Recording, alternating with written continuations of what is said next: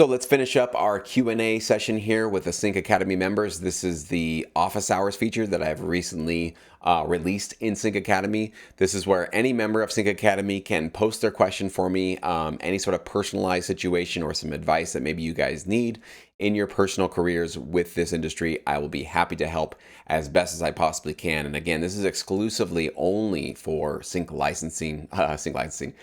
Academy members. So if that's the kind of advice or that kind of insight you might want to get for your personal career, highly encourage you to consider joining us. There will be a link in the description box below. You can learn more about all the amazing, great features, including real licensing opportunities from a real music library CEO right here on the platform. So there's some great stuff going on here in Sync Academy. But let's go ahead and continue on from where we left off in the last video. David had this question right here. I may have missed something, but why are vocals a must-do now for sync? I thought the idea was a sync to picture where there are usually actors talking on screen. Adding vocals would interfere with that. And you're absolutely right, David. For a lot of the placements, instrumental music will still be very, very relevant. So vocals are not sort of replacing instrumental music. I want to make sure that I'm very clear on that. I'm just now hearing directly from music library owners that many TV clients and film clients are starting to ask for full songs with vocals from libraries. I'm just hearing a lot more of that. I think what's happening is that there's just this large demand in the marketplace for original artist music. But a lot of times getting that original artist music might be coming from a major label artist that's just super expensive. And so a film producer with a budget can't afford to get this chart-topping artist, even though it's a really great song and they think it'd be really recognizable. They need to find something like it, but more affordable. So production music libraries are realizing that they really need to step up their ability to deliver quote unquote original artist music. So basically it's usually just music that is obviously made for TV and film placements, but it sounds like it could have been an original artist track that was released online and had a music video and had a whole campaign around it. Okay. So this is basically why I'm saying it's a must do now, is because I'm hearing it from multiple people, multiple production music libraries that are saying, we're going to have to really step up our vocals now if we want to be relevant with a lot of our TV clients. So basically what I'm doing is just passing on that advice to all of you guys who are producers, that if you want to be more relevant with the production music libraries that you're working with, that might be something that you want to start considering entertaining. Now, I don't think you have to do 100% vocal music, but I would say let's do 10 to 20% this year of your catalog that you submit to libraries. Try to include some vocals on it. And then as you move forward, maybe you want to increase that up to 25 to 50% maybe for the next year. So it's something that you kind of want to start to just sort of get used to the fact that you're going to be needing to put a lot of vocals on your music moving forward. I just see that as a trend that a lot of libraries are going to be moving into as we move into the next couple of years. So I want to make sure that you guys are not being left behind and submitting a whole bunch of music that, you know, might not be as relevant as it would have been if you had just thrown some vocals on top. All right, Dylan, I've watched the videos about using loops and altering them for copyright purposes. What if you specifically like exactly what the loop is doing for your track, meaning a melody or chord progression? Or what if you specifically, I'm not understanding that sentence right there. What if you specifically like exactly what the loop is for your track? Is altering the tempo and or pitch enough, or should I reproduce it with a different patch so it's my own, or is this still a no-go? So yeah, changing the tempo, changing the pitch would certainly be a step in the right direction. The reason why I still think that you want to stay away primarily from anything that's pre-made in terms of it's a pre-made melody, a pre-made chord progression, is because you're just exponentially increasing your chances that another producer and another sync licensing producer could be using the exact same one. So yes, sure, if you change the BPM, if you change the pitch, it's going to be different from theirs, but will it be so different that it's not recognizable? You know, I don't know how different are you going to be changing the tempo and how different are you going to be changing the pitch? You can't go that far away from the original without it starting to sound really distorted. So it's probably going to be pretty close to the original. And so that's the danger, is that you're submitting this music that has a lot of pre-made music in it, pre-made progressions and leads and all that kind of stuff. And let's say another producer submits something that's either exactly what you did, or, you know, it's 2 BPMs off and it's a half step above. Is it really that different? So you run the risk of just sounding like another music producer, which is just not a good look in this business. You really don't want to have kind of sound alike tracks that sound just like other music producers. And then the second one is, of course, that sort of frivolous lawsuit that could be sent your way. Okay, and that's what I'm really trying to protect you guys against. It's not that you're violating any agreements by putting these pre-made loops and melodies and chord progressions in your music. I'm sure most of their end user license agreements grant you the commercial ability to do that, as long as they're probably not being used in isolation. But that doesn't prevent some other artists from saying, hey, you took my music, you took my melody, you took my chord progression, and you're monetizing it with this library, and you owe us damages because blah, blah, blah, blah, blah. This is America. Anybody can send a lawsuit for anything, okay? So I want to make sure that you guys are not being tied down with that kind of nonsense. It does happen.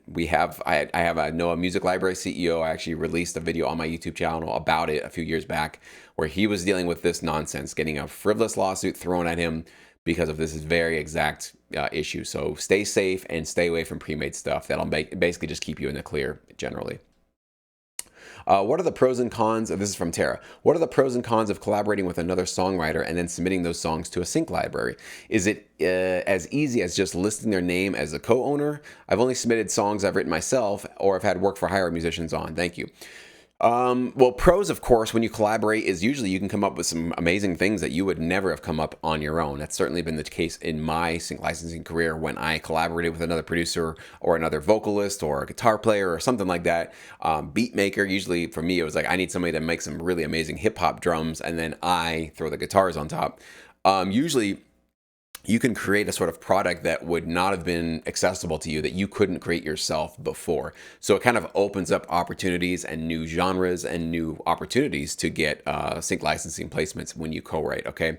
And is it as easy as just listing your name as a co-owner? Essentially, yeah. So when you submit your music to a library and you had a co-writer, basically both of you, if you didn't do a work for hire agreement where you paid them and then they've sort of relinquished all the rights back to you, if you truly were co-writers, they were contributing and you guys agreed to maybe a 50-50 split, both of you would essentially have to sign the agreement with that production music library that you work with.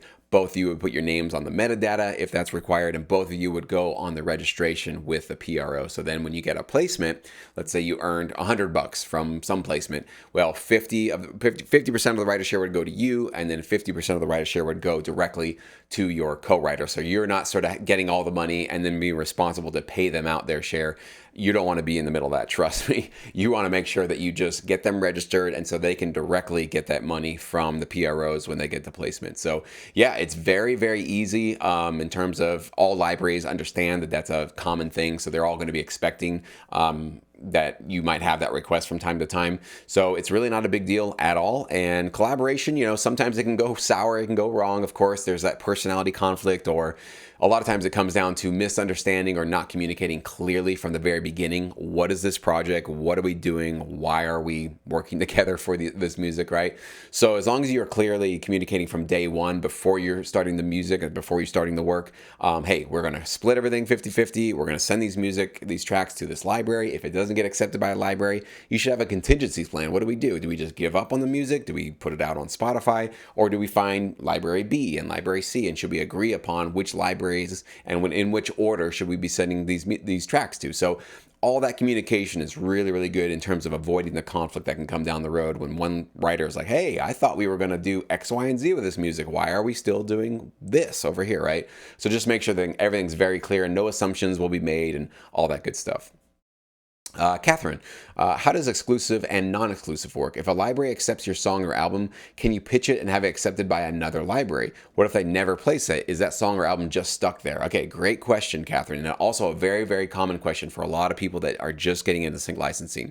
So an exclusive music library, a production music library, essentially what exclusive means is whatever tracks they take from you, they get to exclusively distribute those in their catalog to TV and film clients. Now, some exclusive libraries will also tell you, we want to exclusively distribute your tracks, period, meaning your tracks cannot be on Spotify, can't be on social media. Maybe we don't even want it on your personal website. We literally don't want your tracks anywhere else online other than through our private sort of exclusive licensing company. Other exclusive libraries will say, hey, we just want to exclusively distribute your tracks to the TV and film world.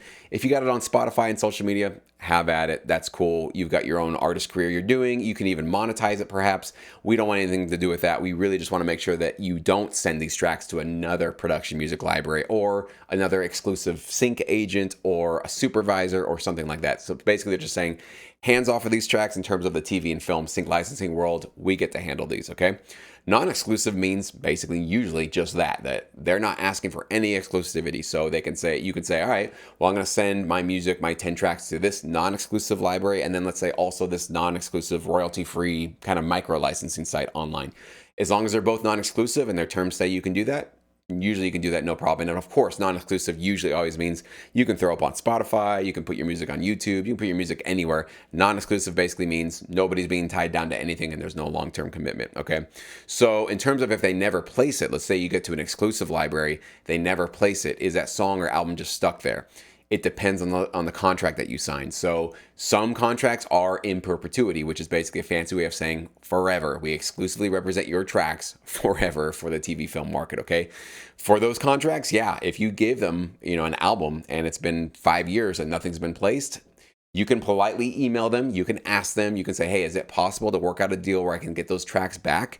Some of them might work with you, but if the contract says in perpetuity and you sign exclusively, that's what you signed to. And so, yeah, there's usually no way of you getting those tracks back out. However, what you can ask for when you sign with the library is called a reversion clause. A reversion clause is exactly what you just asked for.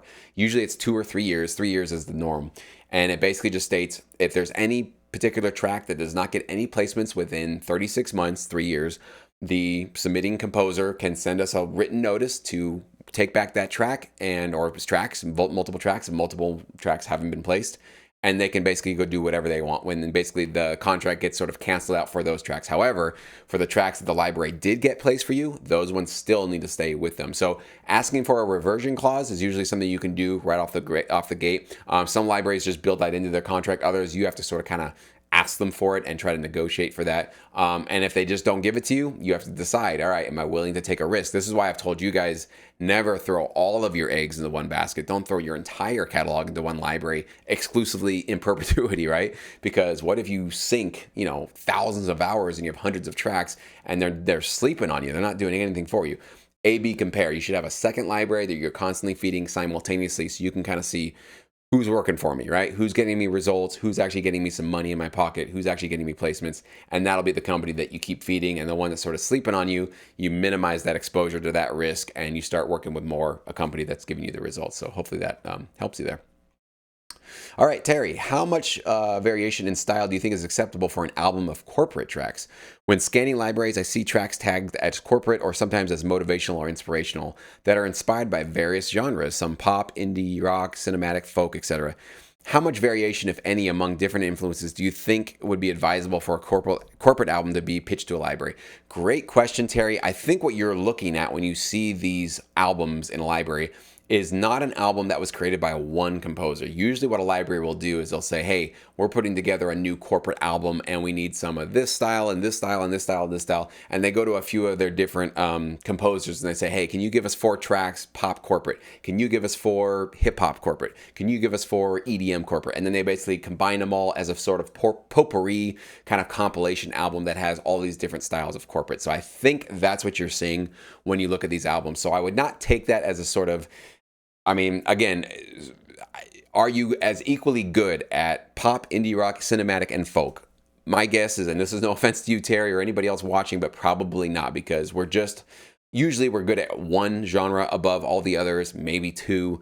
But doing 4 or 5 different styles and throwing them all together usually is not a smart approach. What I would recommend you do is you find one style of corporate music and create a full album of that, right? Get 10 tracks at least together. So maybe it's pop, upbeat, uplifting corporate music. And you want to basically create a full spectrum of different versions of pop corporate that's uplifting, inspirational, futuristic, whatever it is, right?